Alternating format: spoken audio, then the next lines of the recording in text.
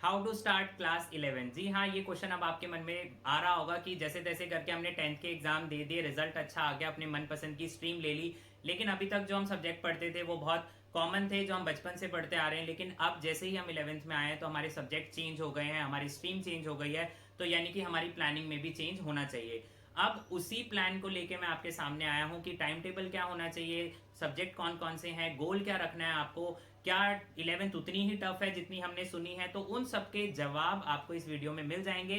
तो चलिए इस वीडियो को स्टार्ट करते हैं। मैं हूं आपका कॉमर्स बडी और स्वागत है आपका मेरे यूट्यूब चैनल में। तो सबसे पहले हम बात करते हैं किसी भी सब्जेक्ट के बारे में, चाहे वो अकाउंट्स हो, इकोनॉमिक्स हो, बिजनेस हो, कोई भी सब्जेक्ट हो, तो आपको उस सब्जेक्ट की नॉलेज होनी चाहिए। नॉलेज का मतलब क्या है कि आप क्यों पढ़ रहे हो, आपके दिमाग में क्वेश्चन आना चाहिए कि मैं क्यों पढ़ रहा हूं, इसका यूज क्या है।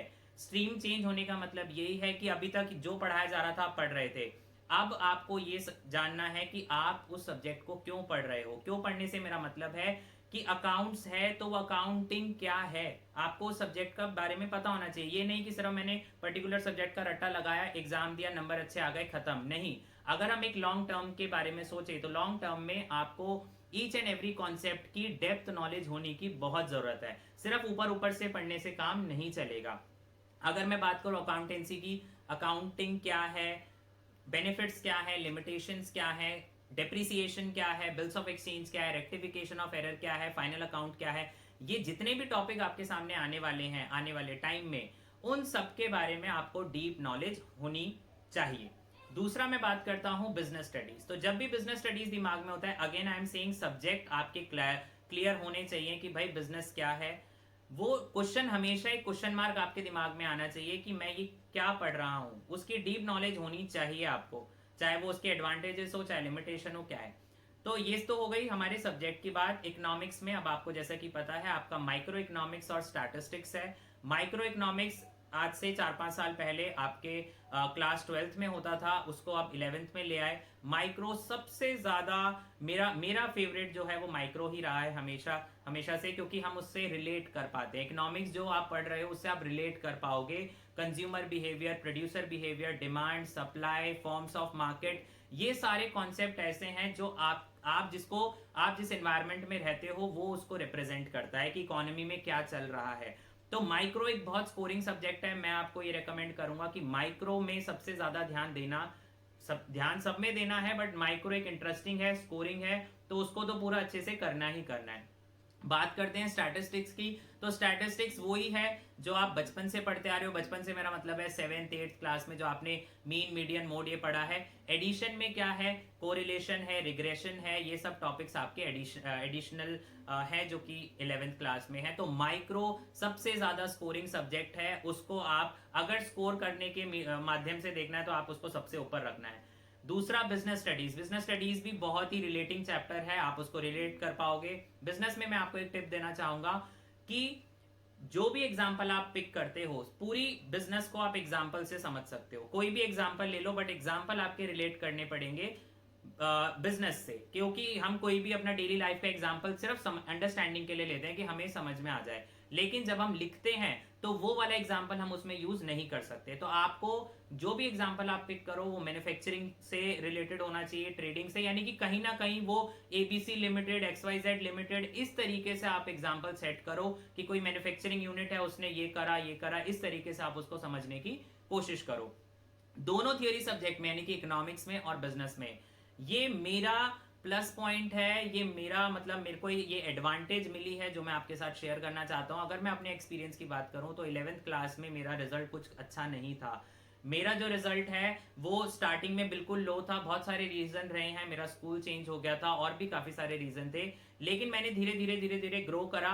फिर भी मैंने, अगर मैं ये डिस्क्लोज करूं तो मेरे को सिर्फ 60% के करीब मुझे मेरी परसेंटेज आई थी क्लास 11th में। और अगर मैं क्लास 12th की मैं बात करूं तो I got 96% in my CBSE board exam. अब ये ऐसा कैसे हो गया, 60 से सीधा 96 कैसे पहुंच गया, इस ये जर्नी मैं आपके साथ शेयर करना चाहता हूं। उसका मैं सबसे ज्यादा क्रेडिट दूंगा नोट मेकिंग को। जब भी मैं पढ़ने बैठता था तो मुझे नोट्स बनाने की बहुत ज्यादा आदत थी। एक्चुअली बहुत गर्मी है, इग्नोर करना। नोट बनाने की बहुत ज़्यादा मुझे आदत थी। मैं कुछ भी पढ़ रहा हूँ, मेरी टीचर, आप कोई भी वीडियो देख रहे हो, आप कोई भी टीचर, स्कूल टीचर से पढ़ रहे हो, जो आप पढ़कर आते हो उसको अपनी लैंग्वेज में नोट्स बनाने बहुत ज़्यादा ज़रूरी है। मतलब ये आपके लिए इतना बेनिफिशियल होगा कि आप सोच भी नहीं सकते। जब हम उसको नोट्स हम बनाते हैं, स्कूल में बनाया हटा दो, कहीं भी बनाया, किसी टीचर ने बनवाया उसको भी हटा दो, जो आपने बनाया वो आपको हेल्प करेगा आने वाले एग्जाम टाइम में। ये मैं अकाउंट्स में भी इवन फॉलो करता था। आप हैरान होगे कि अकाउंट्स में किस तरीके के नोट्स मैं करता था। अगर फाइनल अकाउंट में, ट्रेडिंग अकाउंट में ये चीजें जाएंगी तो मैं उसको लिख लेता था कि ट्रेडिंग अकाउंट में ये चीजें जाएंगी, ये चीजें डेबिट होंगी, ये चीजें क्रेडिट होंगी। और जब एग्जाम आने वाला होता था मैं उन्हीं नोट्स को मैं गो थ्रू कर लेता था। जो लैंग्वेज हम व्हाट्सएप में यूज करते हैं उसी लैंग्वेज में मैं अपने नोट्स बना लेता था, मतलब हिंदी में बना लेता था, कि ताकि मुझे उसको बनाने में भी आसानी हो और उसको समझने में भी आसानी हो। अकाउंट्स की मैं बात कर रहा हूँ। लेकिन जब आप इकोनॉमिक्स और बिजनेस स्टडीज की बात करते हैं, खासकर बिजनेस स्टडीज में, अब मुझे पता है लिमिटेशंस के पॉइंट्स पता है, एडवांटेजेस के पॉइंट्स पता है, तो जो वो पॉइंट है जो ब्लैक कलर की हेडिंग में लिखे रहते हैं वो हम याद कर लेते हैं। लेकिन उसके जब हम अंदर लिखने बैठते हैं एग्जाम में, वो हमें समझ में नहीं आता कि हम उसमें लिखें क्या, अंदर क्या लिखें। पॉइंट तो याद कर लिया, मुझे आता भी है, वो मुझे पता है वो क्या चीज है, लेकिन उसके अंदर हम क्या लिखें वो मुझे नहीं समझ में आता। तो उसके लिए आप अपने पहले नोट्स बनाओ।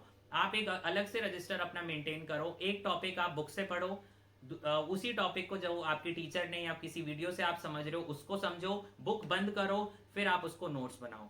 Note making is going to help you a lot in your 11th exam as well as in your 10th exam. उसके बाद आपका टाइम टेबल क्या होना चाहिए। अगर मैं आपको ये चीज एक सीक्रेट बताऊं कि जो आप बुक रेफर कर रहे हो अकाउंट्स की, उस बुक में इलस्ट्रेशंस बहुत सारी गिवन होती हैं और एक्सरसाइज के क्वेश्चन बहुत गिवन होते हैं। वो सिर्फ एक ही बुक की मैं बात कर रहा हूं। अगर वो सारी एक्सरसाइज के क्वेश्चन और इलस्ट्रेशन के क्वेश्चन अगर आपने कंप्लीट कर लिए, जब आपका सेशन एंड होगा तब तक आपने पूरे कंप्लीट कर लिए, आपको कोई और सैंपल पेपर, कोई गूगल, कोई कहीं से कुछ भी पिक करने की जरूरत नहीं पड़ेगी। क्वेश्चन उतने ही करो जिससे आपका कॉन्सेप्ट क्लियर हो जाए, क्योंकि करने के लिए मैं लगा हुआ हूं बट मेरा कॉन्सेप्ट ही क्लियर नहीं है। मैं सिर्फ रजिस्टर भरने के लिए मैं क्वेश्चन कर रहा हूं, वो कहीं भी कोई उसका सेंस नहीं बनता। आप जब आपका टॉपिक खत्म हो जाए, आपको क्लियर हो जाए, उसके बाद आप वो क्वेश्चन करना बंद कर दो।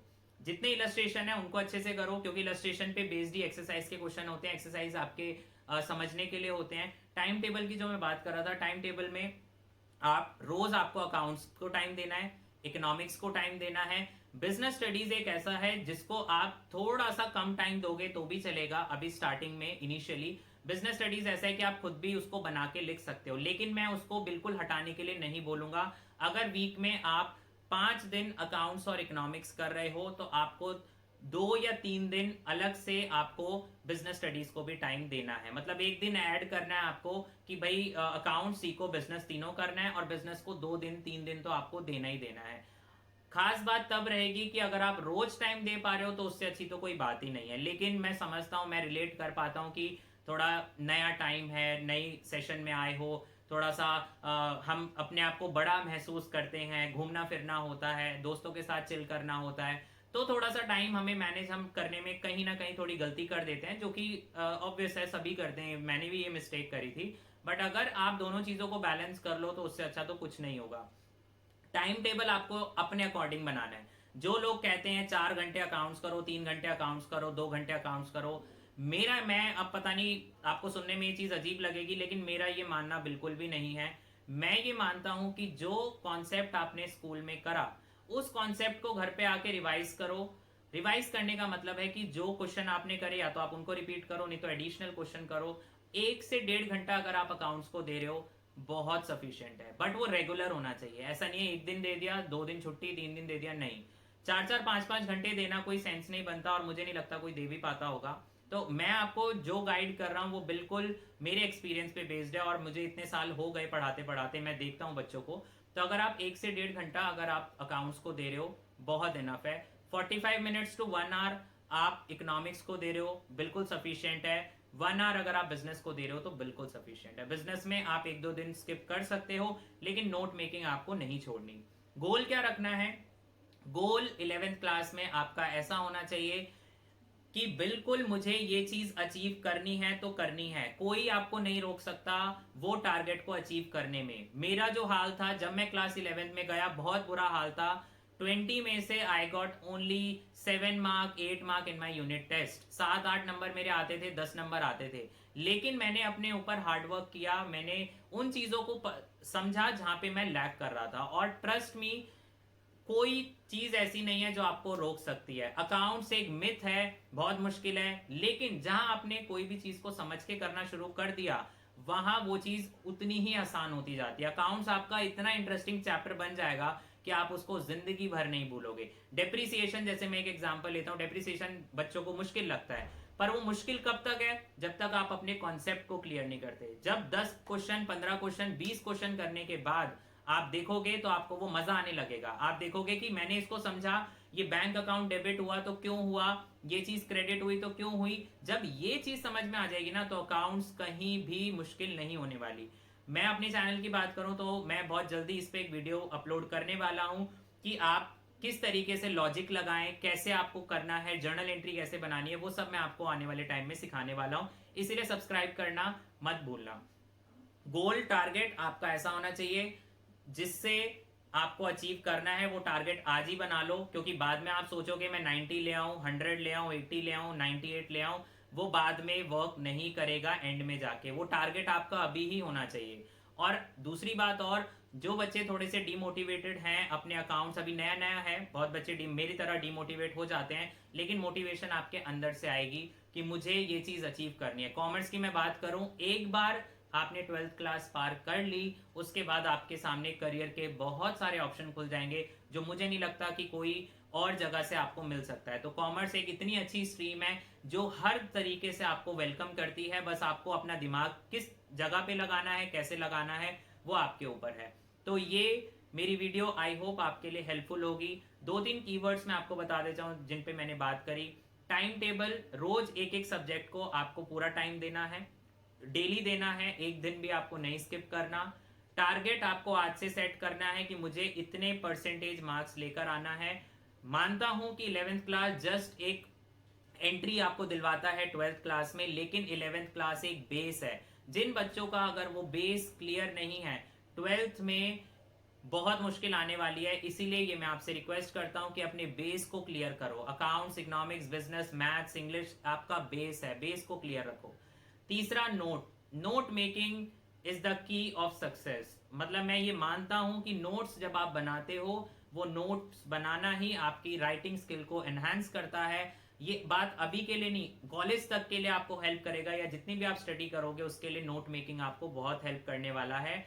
आपका करियर आपके हाथों में है, आप उसको बनाओ, अच्छे से बनाओ, बहुत अच्छे से बनाओ। मैं आपके साथ हूं। जो भी क्वेरीज हैं, जो डाउट्स हैं आपको, वो मेरे को कमेंट में ज़रूर बताओ ताकि मैं आपकी और हेल्प कर सकूं। मेरे जो एक्सपीरियंसेस हैं मैं आपके साथ शेयर करूंगा आने वाले टाइम में, आने वाली वीडियोस में। लेकिन जो थोड़ा बहुत एक आइडिया था कि जस्ट आप अभी आए हो, आपको मोटिवेट करने के लिए मैं ये वीडियो बना रहा हूँ। तो क्लास 11th के स्टूडेंट्स अब जाग जाओ, ये टाइम है, ये टाइम दोबारा नहीं आएगा। एक बार अगर आपने इस टाइम को वेस्ट कर दिया तो रिग्रेट के अलावा कुछ नहीं रहेगा। और ये बात बिल्कुल सच है कि जो क्लास 11th का डिफिकल्टी लेवल है वो यहाँ पर है, जो 10th का था वो यहाँ पर था, लेकिन उसको अचीव करना उतना ही आसान है। मैं ये मानता हूं कि उसको समझना, उसको अचीव करना उतना ही आपके लिए आसान है।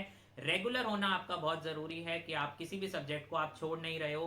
क्लास 11 में बहुत बच्चे फेल भी होते हैं, ये बात भी आप ध्यान में रखना। क्यों? क्योंकि चेकिंग जो है वो बहुत स्ट्रिक्ट होती है। रीजन उसका ये है कि आपको पक्का बना रही है आपकी टीचर कि क्लास 12 के बोर्ड एग्जाम में आप उतना ही अच्छा स्कोर करो। तो जिन बच्चों का बेस क्लियर नहीं होता उन्हें एक साल दोबारा से रिपीट करना होता है उसी बेस को क्लियर करने में। तो ये हाई टाइम है, अभी से अपने बेस क्लियर करो। जो भी सब्जेक्ट आप पढ़ रहे हो, जो भी टॉपिक आप पढ़ रहे हो, उसके अंदर गहराई तक घुस जाओ और फिर उसको समझ के पढ़ने की कोशिश करो। रट्टाफिकेशन कॉमर्स में नहीं चलता, बिल्कुल भी नहीं चलता। वो 10 तक चलता होगा बट अभी आपका बिल्कुल नहीं चलेगा।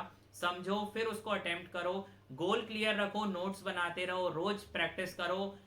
डेफिनेटली मैं कह रहा हूं मेरे 60 आए थे बट आपको 90 प्लस लाने से कोई भी नहीं रोक सकता क्लास 11th में। और अगर आपके क्लास 11th में 90 प्लस आ गए तो आप सोच सकते हो कि बोर्ड एग्जाम में तो फिर आप क्या ही कर दोगे।